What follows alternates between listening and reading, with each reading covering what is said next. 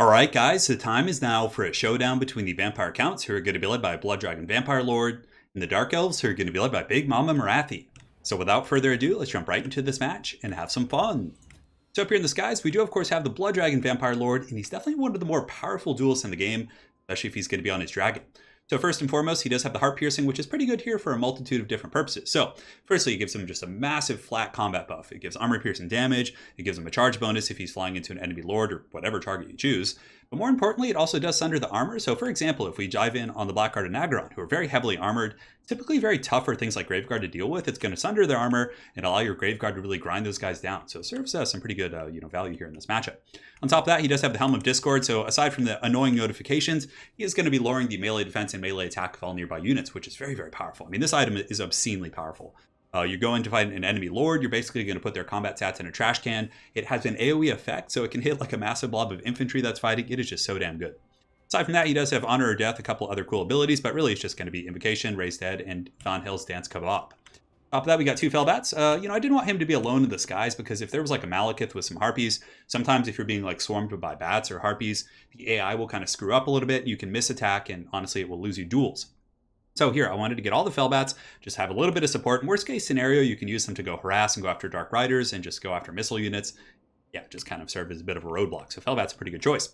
Mainline's going to be 3 Graveguard, just a standard variant Stearnsman. We do also have the Corpse Cart with the Unholy Lodestone. So we're at the Walmart Mortis engine here. It does, of course, give healing as well as melee attack and melee defense. So it's going to be pretty good, buffing up a couple of groups of Graveguard. We got zombies and skeletons over on the wings, but the very heavy core of our army is going to be the double Blood Knights. We're going with a very Aberash themed build here. We have 2 groups of the Blood Knights as well as some doggies with each one. And Blood Knights can really just run over pretty much any vampire count, any Dark Elf Cav, right? I mean, Cold One Knights can put up an okay fight, but Blood Knights are just objectively more powerful, so you can do pretty well. Dogs are great against the Dark Riders with repeater crossbows, Dark Shards, whatever else they might have in the missile department. So that's pretty much it for my force. For my opponent, he does have Marathi up in the skies. Thankfully for him, Marathi is faster than the Blood Dragon Vampire Lord, so he should be able to run if he needs to. RPs on the ground, he's got Spears, he's got Blackheart Corsairs, a couple groups of the Sisters of Slaughter who are actually really good lawnmowers against vampire counts. These guys can really grind it out if they need to. He does have 2 groups of the Blackguard and Nagaron, I think in total. Yeah, he does have 2 in the Helabroni, so he has plenty of anti-large. The problem with using Blackguard as anti-large in this matchup is if they do go with a dragon, the breath attacks can just melt them so quick, but we'll see how it goes. Dark Riders with repeater crossbows in the back, and that is pretty much it. So guys, let's get this show on the road. So right now I'm going to be circling about with the Blood Knights. Looks like the Wand of Karaidon is going to be coming down, but a swing and a miss from Big Mama Marathi, so definitely not the best way to start there. But Dogs and Blood Knights are going to be circling around the flanks, trying to pressure in. He does have some halberds to defend with, and the repeater crossbows are very quick with 95 speed. But, a massive breath attack coming in. I actually forgot I did that. So right there we have the Blood Dragon Vampire Lord just melting these Blackguard and Sisters who were like blobbed up for just a second as they crossed paths. We got some very massive value there. So that was pretty disgusting for sure. I mean, that's like almost probably like 1,000 gold worth of value from that one breath attack. So in the meantime, the Blood Knights are going to be screening around. My opponent does form a bit of a Helm's Deep with the Blackguard and the Helabroni. Frontline engagement's almost underway, and we do commit to the Sky Fight here. So I send in the Felbats. I use the Undeath Resurgent, which is going to give leadership, melee defense, and now the Blood Dragon Vampire Lord is indeed in the fight. Helm of Discord being popped to really kind of lower those stats. And right here you can see the Hounds are coming in for a pincering charge on the outside. Hounds are going to be chasing down the Dark Riders. Blood Knights are in pursuit as well, but they don't really need to chase. But we'll be collapsing back inward. Over here I make a little bit of a mistake. I accidentally charge in against the Dark Riders, but my opponent reacted pretty quick with the Sisters of Slaughter and the Halberd, so I actually take some unnecessary casualties and do pretty much no damage in return. So some give and take there. Up in the skies, the Felbats are fighting. For some reason, the Blood Dragon Vampire Lord fell out of combat there, but he's going to be charging back in with the Heart Piercing and the Helm of Discord and all that good stuff. On the ground, we have zombies just kind of fighting Dread Spears. Over here is the main line. We do have the Dread Spears fighting against the Graveguard. And of course, there's just like random guys flying in the back as the Knights of the Red Keep come in, just heavy metal. So yeah, there wasn't too many charges back there, so I just started rear charging his infantry because he didn't have like Cold One Knights or anything to really kind of prevent me from doing this. So we're able to do pretty good in the front line, sandwich those Dread Spears, the Blood Knights coming in for a rear charge and the Corsairs. He does have the Blackguard and the Sisters kind of standing in reserve, but they were a little bit out of position. Up in the skies, you can see that Marathi's trying her best to fight, but of course she's fighting the Blood Dragon Vampire Lord with Von Hill's Dance Kebab, giving a melee attack and speed, so at this point I don't think she can even really run. I'm at 112 speed. And these Blood Knights here running away from the Sisters, but I did see an opportunity. I was like, oh, these Sisters of Slaughter, again, are lightly armored, so they're going to be somersaulting to their doom here as they get lanced by the Blood Knights, just massive charge coming in. And I was like, hey, you know what? I got some dogs. I can probably break these guys really quick and just mow them down, so the dogs are going to be slapping in as well. And these Sisters of Slaughter getting their heads bit off by those direwolves, and they just get crumbled so quick by that heavily armored charge. So the Blood Knights have fallen back in the meantime. Up in the skies, the Blood Dragon Vampire Lord gets another breath attack and just melts those guys. Now he's going to be charging in as the Graveguard do surge forward. The Corpse Cart still giving him some really good buffs, and Marathi's just trying to get away, provide her debuffs around the map, but yeah, she's just going to get hunted down by the Blood Dragon Vampire Lord. Doing a very, very solid charge there. So Marathi's on a little bit of trouble, taking a pounding from the Duelist Lord himself, and you can see here that the Dark Elf line is going to be buckling. He does send in his reserves of the Black Guard, but for the most part, his repeater crossbows, which are the main answer against my dragon and some of my other heavy tools, are just getting chased down by the dogs, and they don't really have ample protection. Over here, there's some Dread Spears fighting. It looks like we do have the Blackguard and Ogron fighting as well here against these Graveguard, which, I mean, Blackguard will do okay with their armor piercing, but it's not going to be a great engagement. And on that same note, I'm just going to be chasing down the scraps here with the Blood Knights, and Big Mama Marathi looks like she does get terrified and broken temporarily. I'm going to be chasing, but Sulafet is a very fast mount. Blood Knights do get a nice rear charge into the Blackguard, just trying to butter those guys up. Moving in the Corpse Cart to give all the buffs. You can see it actually puts the zombies up to a whopping 10 melee attack, which isn't bad. So Marathi and the Blood Dragon Vampire Lord fighting up again in the skies. Helm of Discord going down, so notifications for days. Marathi's definitely getting spanked. I'm surprised she's actually not going down, and you can see my opponent does try and retreat at the last second. You probably just noticed that she had rallied there from her terror route.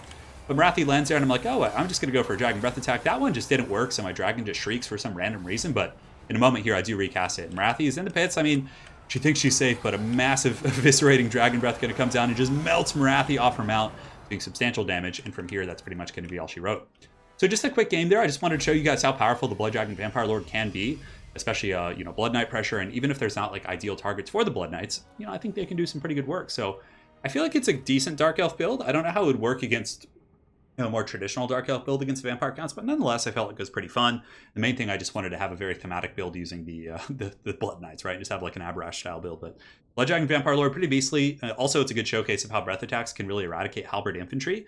That's one of the reasons why it's tough to rely on Blackguard. Yes, it can Helm's Deep against Vampire Counts all day, but even still, like two good breath attacks or anything like that is just going to be so devastating to those guys. It's going to be really tough for them to stabilize. But yeah, I think that, aside from that, I do like Sisters of Slaughter. I actually think they're really good at just grinding through the troops, but they got hammered too hard. And I see the Dark Riders. There's a formation of something here that could have been pretty good against what I brought, but the Dark Riders needed ample protection against the dogs. So essentially you would run away from the dogs, right? And then you would use something like Dark Riders with shields or Cold One Knights to kind of fend off the dogs. And then you Overwatch fire with the Dark Riders to really take out the Blood Knights and the other targets like that. I would honestly probably just cut the Blackguard and maybe just go with like a couple Dark Riders, or maybe just like another Dark Rider, so you have 3 in total, and then enough mobile protection to really keep those guys online. I think that's going to be very, very powerful, because like 3 Dark Riders could easily focus down a Blood Dragon Vampire Lord. Marathi isn't a bad pick. She's faster. She has some really good debuffs, and I think she brings a lot to the table, but I really just think there needed to be more protection for these guys because they just kind of got chased. Anyways, guys, it was a pretty quick game here, so well played to my opponent, the Offbeat. We're going to be jumping into a second game, which features a showdown between the Dwarves and the Greenskins, so we'll see you guys there in a moment.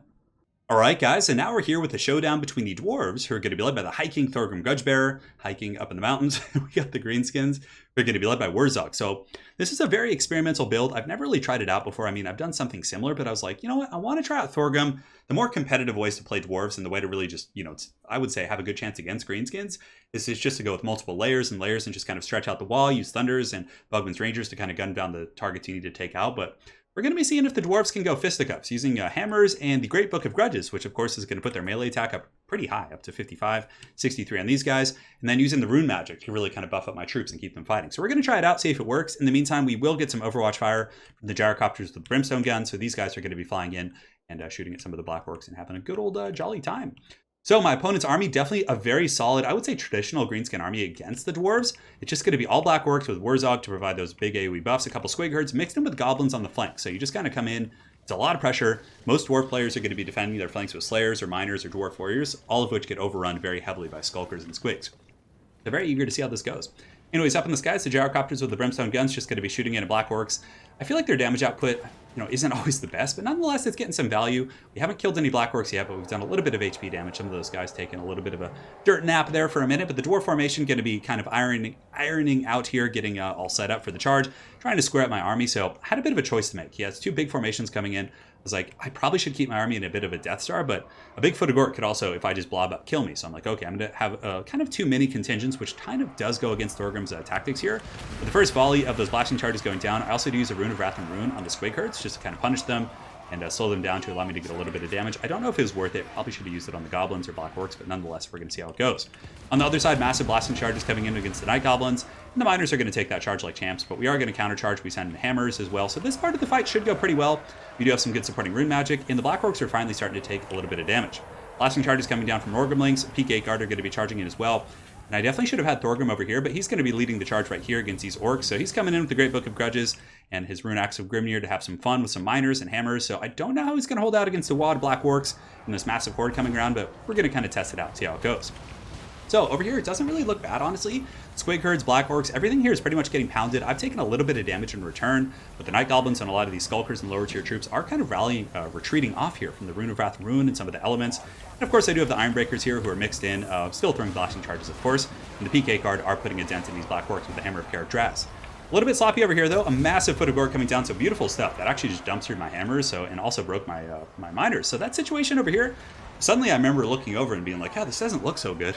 I don't feel so good as I evaporate into dust. But Runesmith and Thorgrim, realizing there's a little bit of trouble, are going to be trying to unify with the rest of the Dawi army. So they're going to rotate over here and just try and get with the Ironbreakers and the Hammers, but there is going to be a fat rear charge coming in from Squigs, which is going to suck. So the Squigs get in there, and they're definitely going to do some work. Granted, Ironbreakers and these Peak 8 Guard are going to be very tough, two very elite regiments of renown, and they will beat the Squigs back, but it's still just kind of the damage and just the volume of greenskin pressure. So right now we are going to come in with some gyro bombs in here in a moment, if I'm not mistaken. I think I actually did some here, but maybe there's going to be over here. So the Runesmith's a little bit surrounded. You can see the Baconator is going to be charging it as well. High King Thorgrim taking some damage, FT of the Git going down, but we are going to drop some bombs on the greenskins here, doing some pretty decent damage on the Squig herds and some of these other troops. Nothing to write home about, but still, I was having quite a bit of fun with these guys. So now we're going to start shooting in. Peak 8 Guard are crunching these Black Orcs in the middle. So these Black Orcs are just getting pound-towned by the Peak 8 Guard. You can see just a bloody fight between the Dwarves and the Greenskins. We do have the Ironbreakers in here as well. They're charged defense against all, providing a little bit of a buffer against the Squigs. Granted, when they're in combat, it doesn't really matter that much. But the bounce power a little bit in the favor of the Greenskins. Over here, the Runesmith is fighting. Black Orcs getting a really good engagement. And the Hammers are trying their best, but I feel like they just do get outclassed by Black Orcs, especially with the WoW. And it's one of the reasons why you don't see the Hammers too often in the Greenskin matchup. But nonetheless, I just had to try it out here. But the Ironbreakers fighting pretty hard. They might be able to grind something out in the middle. High King Thorgrim giving a ton of buffs, but the Greenskin Tide is just pouring on relentlessly. In the back, we're using the Brimstone guns to just kind of shoot down the Squigs and rampage them, which isn't a bad choice. But honestly, there's no bad targets for them right now, so the fact that I'm rampaging them isn't a big deal. And the Runesmith did get separated. I feel like had he stayed with his Throng and maybe kept my army a little bit higher and tighter, he could have done a lot better and maybe generated more value with the layerings of rune buffs. But, you know, I'm getting the buffs. I'm getting the Rune of Negation, Master Rune, or the Rune of Wrath and Ruin. Thorgrim, of course, giving some pretty nice buffs to all the nearby fighting Dawi. We have broken quite a few of the Black Orcs. I mean, these Black Orcs are tattered. These ones are beat to hell. Over here, these ones are beat up. But it's just like coming up a little bit short on pretty much every front, right? Orgrimlings, Ironbreakers fighting here, getting the buffs from Thorgrim. But that's pretty much going to be it. The Greenskins from here just clean up. And in both of these games were pretty quick. But, you know, I don't think that's the way to play against Greenskins. Like, going with Hammers, I figured, hey, maybe with the Hammer of Karadraz and Hammers and using Thorgrim and his buffs, like, it could work.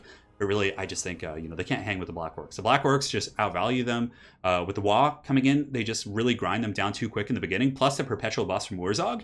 Their melee attack is just so much higher than the Hammers, and they just really can just outlast them in this tradey, atrocious fight. But it was a fun build on paper. You know, I thought it might have a bit of a chance. I did misplay it a little bit by splitting up, but I figured my two Dwarf Throngs with a Runesmith supporting each one would be able to hold, but that Foot of Gork did really well. Just goes to show that magic can be pretty good, damn good in these fights, right? So don't be afraid to bring things like Foot of Gork and big AoE spells against the Dwarves.